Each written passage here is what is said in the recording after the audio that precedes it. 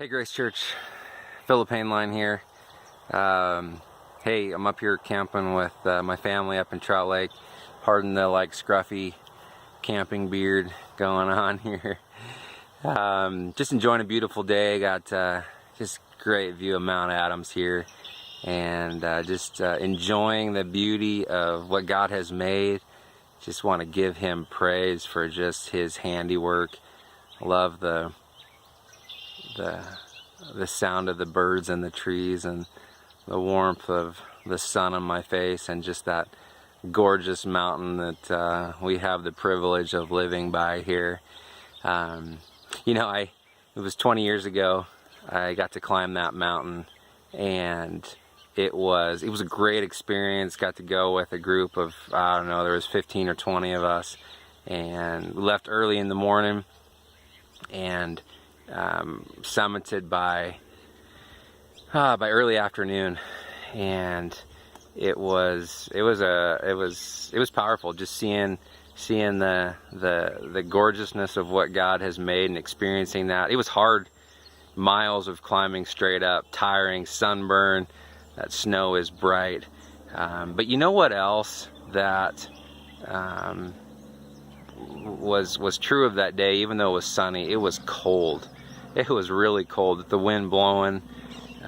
It was still a very cold experience, and it kind of reminds me of, we're doing this series on the one another's, and very timely, I believe, because we are coming through a time where medical wisdom was saying we need to isolate from one another to stay physically healthy. But the truth and the reality is that to be spiritually healthy, God has designed us for relationship with one another. And the coldness of that mountain makes me think of the coldness that comes from our isolation. Because you see, when we're isolated, we become complacent. We don't have people around us challenging us to move forward, and so we can fall to a complacency, even just a comfortableness. We're not being challenged, and in the end, it leaves us cold. I want to show you. Let me give you an example of what that looks like. Check this out. So we're here fireside. Got a nice little toasty fire burning. That's what we got. Is see how all the sticks are together and they're creating a nice toasty fire. Then you isolate out one of the sticks, pull it away from the others, and look what happens. You lose the flame. It becomes small, goes out.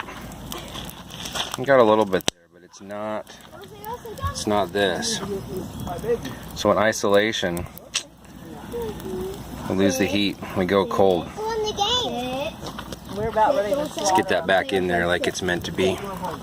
You see how you go from the nice warmth of that fire, but then when you get isolated, the warmth goes away.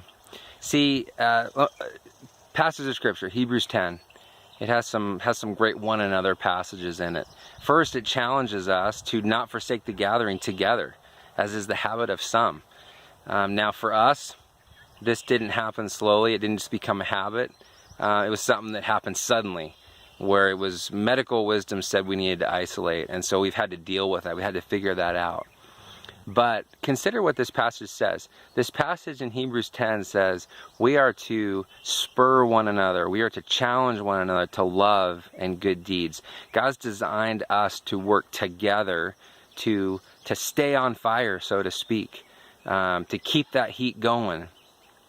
To remember the two hugely key things that we are to love one another. We are to live lives of love, Christ's love in us, and then we are to serve one another. We are to sacrificially care for one another, and it takes each other to challenge us in that. And then the other thing that the Hebrews 10 passage talks about is we're to encourage one another.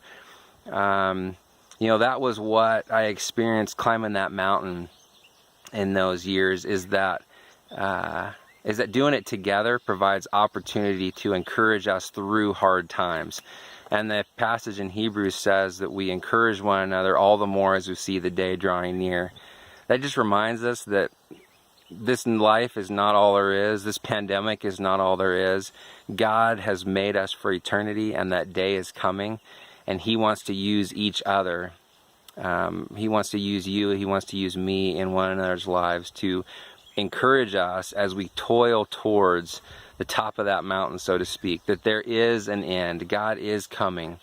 That day is drawing near. There is hope beyond this life. So God's designed us to encourage one another. So here's my challenge to you. Here's my challenge to you, Grace Church. We are working as a church to re-engage, regather. But as that unfolds, this is something that you can do yourself. And that is, I challenge you to identify 3 people that you haven't seen for a while, you haven't talked with for a while, but that are part of our church. And I challenge you to engage them this coming week.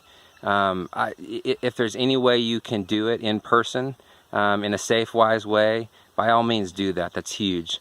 But let's practice these one another's. When you engage these 3 people this week, make it a point to challenge, to love and good deeds, and to encourage who God's made them, to encourage them to remember what God is doing, to encourage them in the hope that we have of eternity.